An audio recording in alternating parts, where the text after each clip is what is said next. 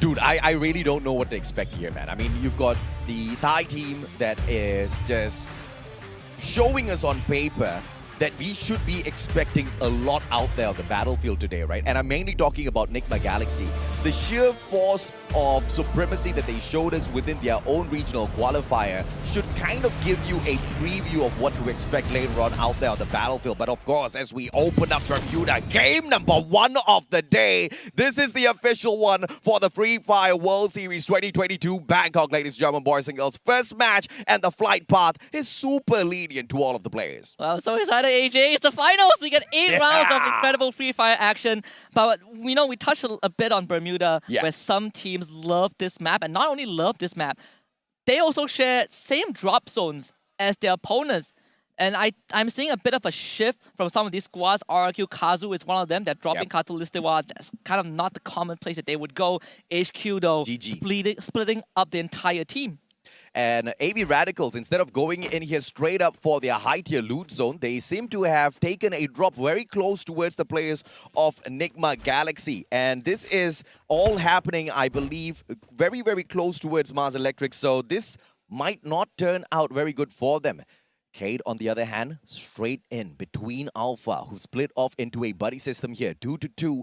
And this split could be the best thing for Alpha or the worst thing for them. Cade, all together, they can focus around. They don't really need to overextend. But how much of loot can you secure within such a small compound? I would say if you are a team like Evo's Phoenix on our screen right now, you can secure a ton of loot. Oh, yeah. Yesterday, there were only, I believe, 1 or 2 teams that split up so much. One of them being Expand, right? They were constantly splitting out, they were dodging other teams, and we say that you can do it because there's lesser teams, but it seems like we have a combat situation. Yep, and it looks like Alpha wants to move on and straight on for the shutdown. And they circle around from the right-hand side. You've got a left flank as well. Rad, he is really low on HP. Thankfully, he does have a medkit to patch himself right back up. And from the get-go here, Cade might be in a lot of trouble. We just spotted them earlier on. Not a lot of loot on Cade. As you can see, a lot of these players barely have a medkit. And Alpha, I don't think K expected Alpha to be here. We talked about how Alpha would switch things up if needed. They like these gear shifts, and they just drove straight into K and took them on. This could be massive for Alpha if they pull it off. Glue wall melter all being tossed around. They don't want those defenses up. They want to finish this quickly, swiftly, and as fast as they can. They want to take all of those elimination points. Nando with the first blood. Who else can we expect? Remind down and out as well as General tries to flank on from that left-hand side. The players of Alpha try to hold on for their dear lives, but it all comes to an end. And the only casualty was Dead God down on the ground, but he himself has been picked up with not much of medkit. In fact, with no medkits at all. They annihilated Alpha. I mean, Alpha took a chance and it didn't end the way that they wanted to. I mean, Vasto Mundo already got 2 kills against RRQ Kazu. They're going to look for more Blazer 10 on the ground. Oh, and it looks like Figard goes down as well. Ramiel manages to get one for himself. It is going to be the players of Vasto Mundo in a quick skirmish, but only Blazer 10 is lost in this one bout. So it's all good for the time being for Master Mundo. As long as you can keep your ranks together and bring those revivals in, you're not going to be too tickled at all. Nigma Galaxy, on the other hand, they're not going to be too pleased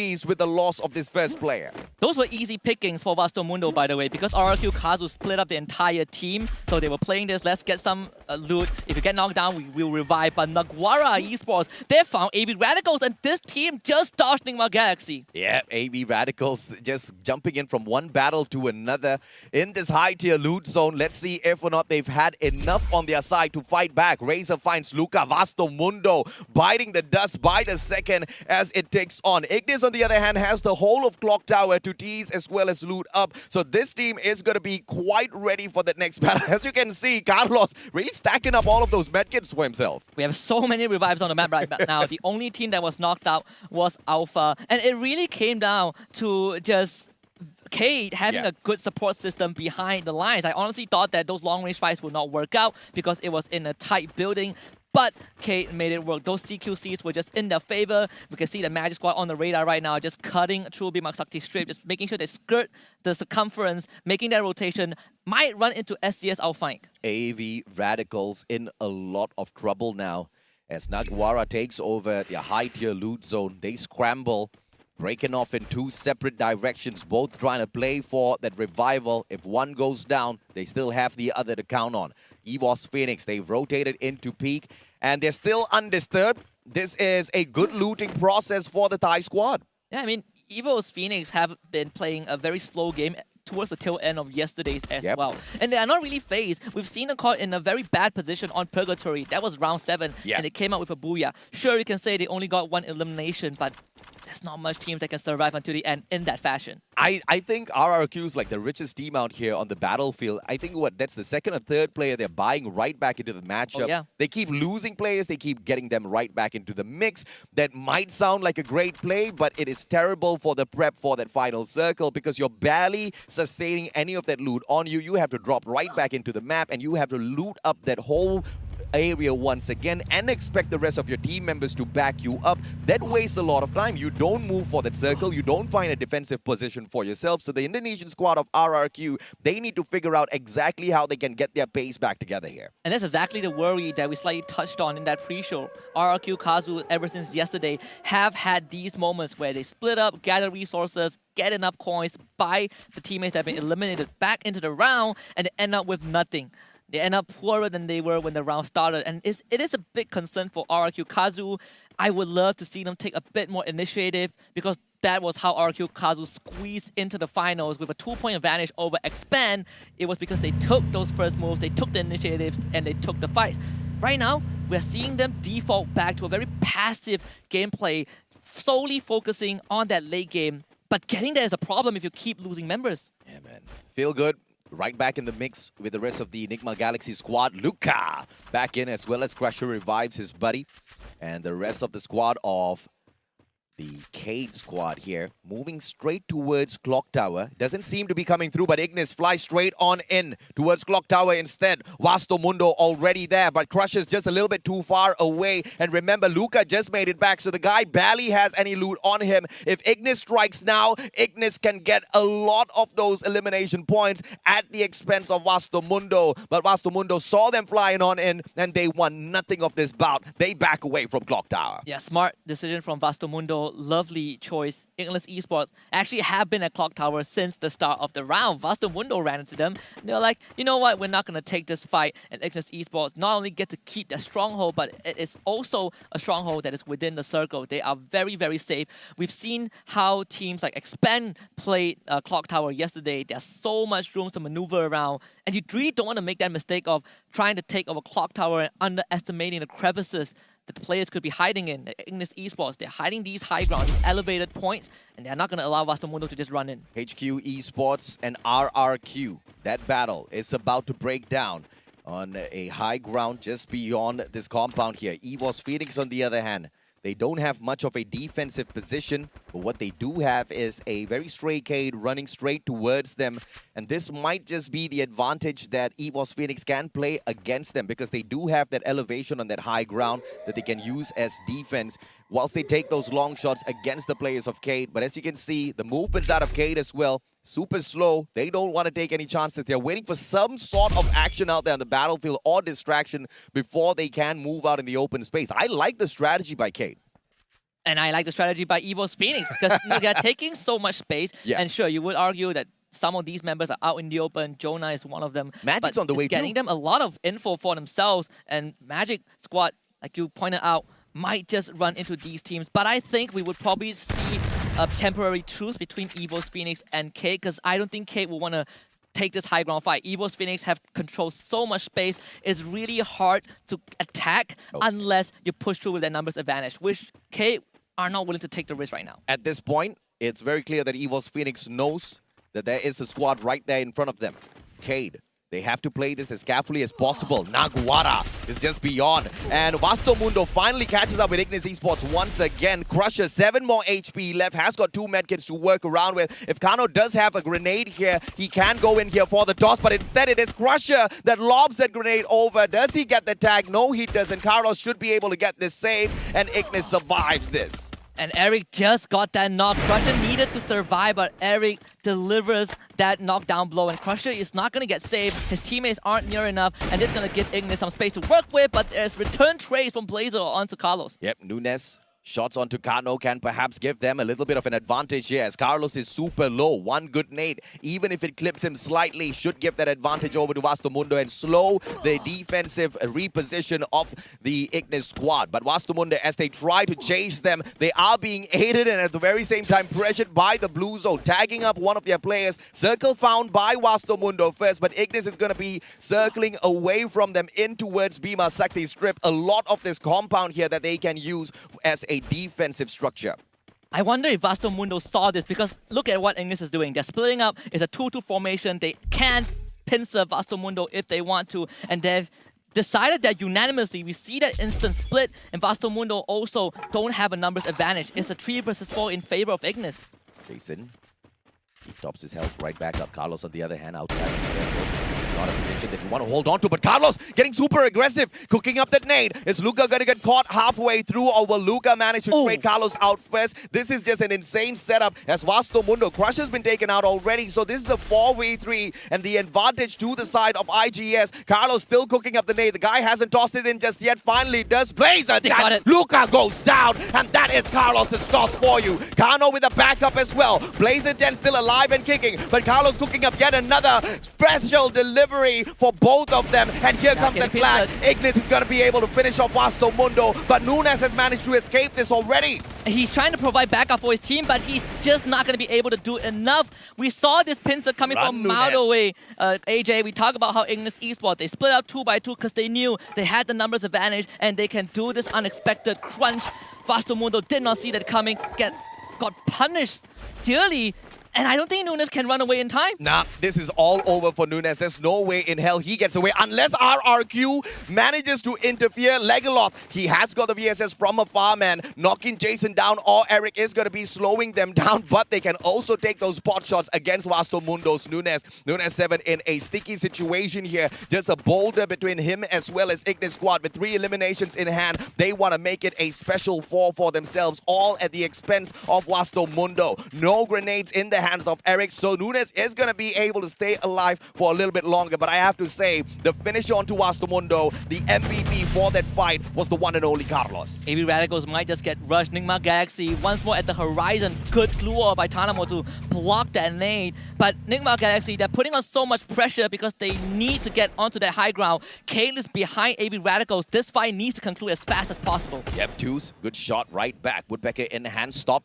Manages to reposition. Tanamo cooking up the grenade already, very aggressive, and only manages to knock about 50% of that HP of Field God. Field God goes down. Grenade responds, but Tanamo manages to dodge that one. Nigma Galaxy taking on the Filipinos, and can Deuce toss one right in as well. He does have 1 grenade on him, but also the Mag 7, one of the best shotguns to use out there on the battlefield. CQC, you can get the shots out of this auto shotgun, and I believe Deuce manages to get that done. Wine is just a little bit too far though, and here comes Cade as well. AB Radicals are in danger. They took that close quarter combat. It didn't work out. Now NGX have time to bring the rest of his team back. AB Radicals have little space to work with. Wine and Ray Meow, they're cuddled up together at this point on the map. But they have lost high ground advantage. NGX, they can easily outrun this blue zone and go for the kill. Naguara taken out in the 11th spot already. A little unfortunate for the team that performed so well at the play-ins. Nigma Galaxy trying to circle on in, and look at who's inside the next circle already. The one and only Cade. Mochi head stop, and it headshot to stops him right in his stacks. And Nunes still manages to get a frag, but put down finally. And that is Vastomundo out in the 9th spot. Horribly bad news for NGX. They thought they had a free prey in the form of AB Radicals, but they're getting taken down. And Magic Squad also found SCS outfight. GU turns the corner, gets an easy elimination. And SCS outfight's hope rests on just 1 member, and that 1 member is also out. Jojo is eliminated, and Bobs lands the killing blow. Quick and easy. Magic Squad. Pixie does still in full action here. 8 eliminations. They are on fire through the play-ins. They want to prove that they are the best Brazilian squad. As Wine goes down, that is AB Radicals in that 7th spot, taken out a little prematurely. We'll have to wait to see exactly what they have for us a little bit later on. But I want to see Bobs in that final circle with this grenade launcher. This guy can do a lot of damage. Keith and Evo's Phoenix have been holding that circle for the longest time, but I would argue that Kate just have a better compound to work with, more space to maneuver around, more angles to look at. They just gotta make sure that Evo's Phoenix doesn't punish them. Moshi got a couple of damage in, but it's not enough. You need to get those knocks. Nigma Galaxy are on the horizon, and HQ Esports are out in 6. You can't afford to have that sniper and really just tag the player up twice and not drop him at all, man. That's just a little unfortunate. That headshot might have done him a lot of good. God Cruz, on the other hand, takes Caramel out of the equation. Jonah, what's his response going to be? Nando 9, the MVP of Cade, down on the ground. If he's taken out of the equation here, it's going to be lethal. And Cade, I don't know if they can survive from this. God Cruz does manage to spot the one and only Dead God as a misplaced glue wall exposes him awkwardly. Drags down on the ground already, so Magic Squad loses one of their MVP players. Dead God on that left-hand side flank, and Evo's Phoenix can undo them, but Dew very slowly has now just sneaked on in, but as I talk about him, Modestia finds the guy. Yeah, they were keeping an eye on the perimeter for a long time, but Jiu gets another long-range snipe, and this is so much value. They didn't get the elimination, but these knocks are gonna start hurting towards the final leg of the race. GU, AC80, it's all about the accuracy here and the timing, but the circle's gonna tease them. And Italo and GU, they don't have an opportunity. This circle is gonna hurt you, my friend. GU, less than 30 of that HP on him, finally gets tagged up. Evo's Phoenix gets the knock. Bye-bye, GU. And Evo's Jonah manages to get that elimination secured for the squad. And Evo's Phoenix, they want to continue to barrel roll over all of the other squads. Cade right back up on their feet. Magic Squad, their Magic Pixie dust finally runs out. But Cade, RRQ backstab as well. Cade might be the ones who are in the most trouble. This is the final stronghold for Cade. It is a big test. It might be a 2 versus 1 at this point. Cade still have all members alive, but you can see that they're getting pressure from multiple angles. Modestia tries to find a flank. And they do throw in the glue wall melter. God Cruz double. The God Nade gets the gods themselves. And Evo steps on in. They get the eliminations. RRQ next on the list. But Modestia, charge buster. Perfect timing. VK goes down. And K taken out of the equation already. RRQ down. Evo's Phoenix, the comeback kings. The undying Evo's Phoenix gets the first booyah of the day. You see that trophy on the stage, AJ? That's what Evo's Phoenix is after, and they have started the day with one of the most impressive booyahs. And I want to quickly bring it back to the moment where we talk about Evo's Phoenix and Vivo and Kate, right? Kate hiding in that building, Evo's Phoenix on that high ground. But what did I say? Evo's Phoenix, they had 2 members out in the open. They controlled that space for the entire round. They never let go of any ground. And the best part is they barely had to use glue walls. What did that do? It allowed Evo's Phoenix to not only get the pincer in, it not only prevented any team from threatening them, including Kate, it gave them the booyah. Sometimes when you have those victories in a battle royale, one might ask, was it the gods of RNG on your side? Was luck on your side? This is the squad that has been proving from yesterday that it's not all about just the luck, but it's also about all of the strategy. Replay, let's see.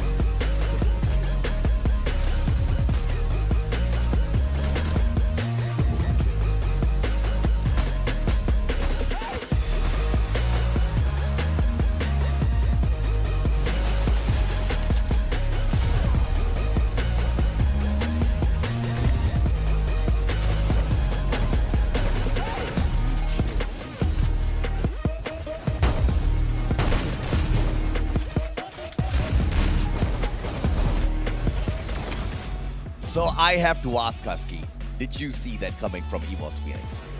More than 50%. The moment I saw how they stacked up their members on that high ground, I had a feeling that if we go down to the final circle and Kate gets pincered, Evo's Phoenix has a great chance. I was looking at the utilities, the glue wall, the grenades. They had everything prepared for that final push. And RRQ was the blessing in disguise for Evo's Phoenix. The moment RRQ showed up, that distraction was played. Kate had no No way whatsoever, because the first thing that they did was jump out of their compound and hold on towards the back defense, expecting the barricades of the wall in itself to stop the players of EVOS Phoenix. But the moment RRQ started tagging them, they rushed into that compound. Guess what? Grenade delivery from EVOS Phoenix. That was exactly what undid Kate, man. If there was no grenade from EVOS, I believe they would have still been able to fight that back really well. Yeah, absolutely. I think the match standing would tell us a very compelling story of round number 1. Oh, Evo's wow. Phoenix, obviously with the Booyah and 10 elimination, gave them 22 points. But RQ Kazu, with that last minute rush, they didn't do too shabby. They had 8 total eliminations. They put themselves in second place by the end of this round with 17 points. 3 out of 4 playing teams have dominated round number 1. Oh, yes. What about that, man? EVOS Phoenix, RRQ Kazu, Magic Squad. The only unfortunate ones from this whole list is Naguara, who manages to stake that 11th spot for themselves to that single elimination that they did take, but a little too premature of an elimination for them, put them out of the equation. Nigma Galaxy is keeping the pressure on everybody else, though, alongside Vivo Kate. Vivo Kate did really well in terms of the game of survival, but also managed to pick up 6 eliminations for themselves, manages to get them for a total of 14. That's not too bad of a round for Kate.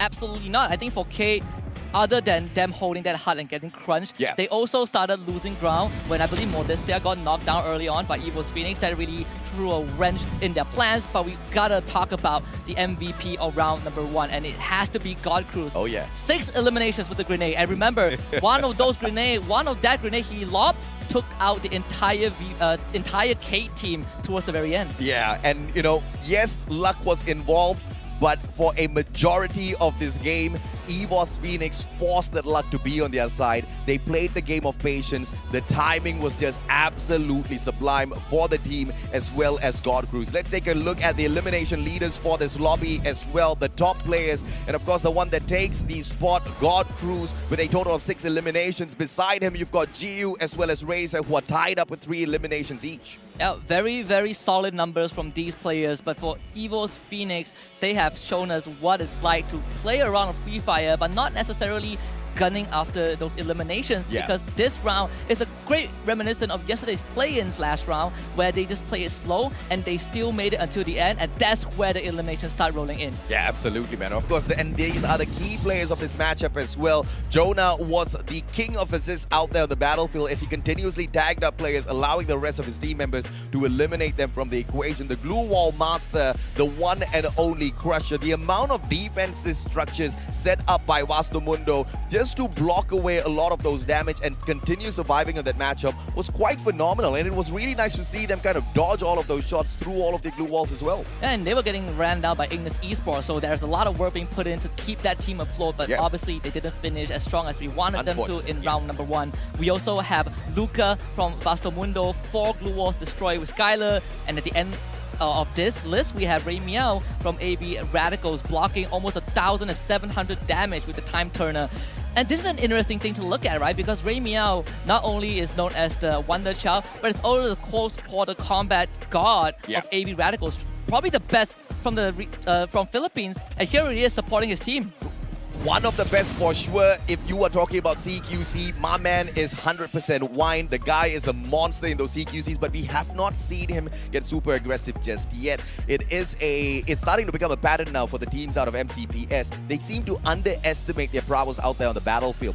Once they move into that state of flow and get into those battles freely, I think we can expect more from AV Radicals. But of course, this next matchup is going to be at Kalahari, and we can expect that Refinery to be overtaken once again by RRQ. Question is, will we see anyone hot drop them at this spot? Because this has been a question on my mind for the longest of time. Why doesn't anybody do it? Refinery is an amazing place to take over very early on in the game. It's an amazing place to take over if you are the first team to drop that. Contesting Refinery is very, very tough because of how wide it is, and it's not kind of a ground floor structure, right? Yes. You have so many elevations to worry about, and once you lose your footing, it is very hard for you to get the resources. There is no recovery mechanism unless you use the grappling gun, but that is also a tough task, which is why RQ Kazu has held Refinery with an iron fist. And I don't think there's any team that favors Refinery on Kalahari. There are teams that like Kalahari. Yeah.